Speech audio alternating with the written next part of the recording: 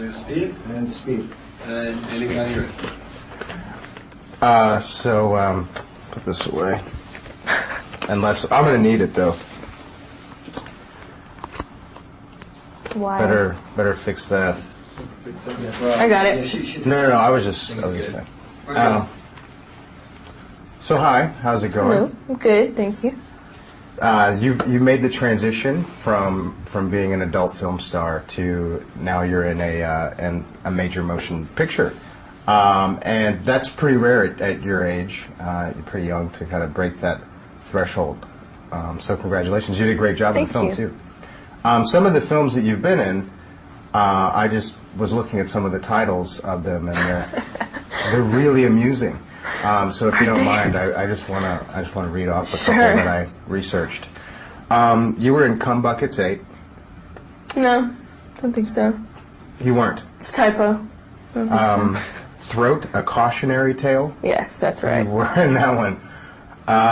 Massive facials. Yes. The Bucket List. Don't remember that one. Gang Bang My Face. Yes. Wait, you weren't in The Bucket List. That was a regular film. That sounds like a regular film. Yeah, I think it was. That's. I mean, I'm sure I'm sure somebody would title that. Star Wars. No. You weren't in any of the Star Wars ones? No. Blow Me Sandwich 11? Yes. You were in that one. They started getting good in the double. You saw it, huh? They just, no, I didn't. Okay. Although I will say that it was fun researching you. Any reaction to that? I think that's kind of an insult to customers, I think, and to porn fans, because it's like, we don't think you're good enough to give you good titles, so we're gonna dumb it down to the lowest common denominator, and I think that's a little insulting to my fans out there. What do you mean by that? By talking about the titles of the films instead of the content? not by talking about them, not by you talking about them, by directors or producers titling films like that. Right. So it's I think that's insulting to the customer. Are they intentionally humorous, or is it supposed to be a joke, or like people really like believe? No, it's because dialogue it's supposed to be a little silly. Yes.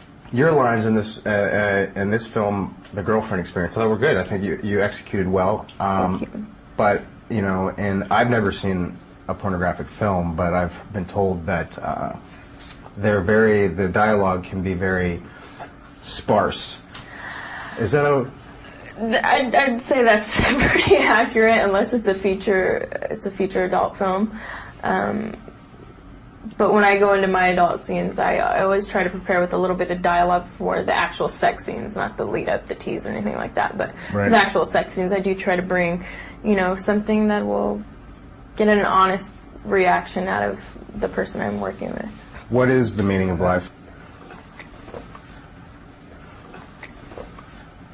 Now you have a YouTube channel, which I went to watch some of your YouTube videos, and in one of them you say that you write and you want to direct. You want to change the whole adult film industry. Two parts to that question. Mm-hmm. One, is it change now that you're in a Steven Soderbergh film? And two, what kind of stuff do you write? Well, the first question would be, I think I slowly started changing things, not to be arrogant, but I slowly started changing things when I first got into the business, and that was one of my main goals when I got into the business. And I think, a lot of the old boy network people, they didn't want to hear that from an 18-year-old girl. What kind of stuff? Just like... I'm a very creative, artistic person, and people like to stick with the routines and what works for them and what makes them money, and that's fine. And I'm sure if I, was 45 and I was sitting on millions of dollars, I'd probably feel the same way. I don't know. People become complacent. People do the same thing in Hollywood and in music. And that, that was my goal, was to kind of challenge that and make adult films more creative. And I hate to quote this, but I'm going to do it. Like Burt Reynolds' character said in Boogie Nights, I want people to keep watching the movie even after they had an orgasm. So no more cum buckets. Are you going to title your film like Cum Buckets and Meat? Pole, I think I only have one silly title. What's that? I'm not going to say it, but it's, I wouldn't say silly, but one slightly amusing title in my pocket. But the rest, I think, when I go pick up a film, an adult film, I generally do judge it by, by its cover and what it looks How like. hot That's, the chicks are. I want it to be able to fit on my shelf with the rest of my Criterion films. You say that you're an existentialist, which I find to be interesting because it's a very philosophical, intellectual approach.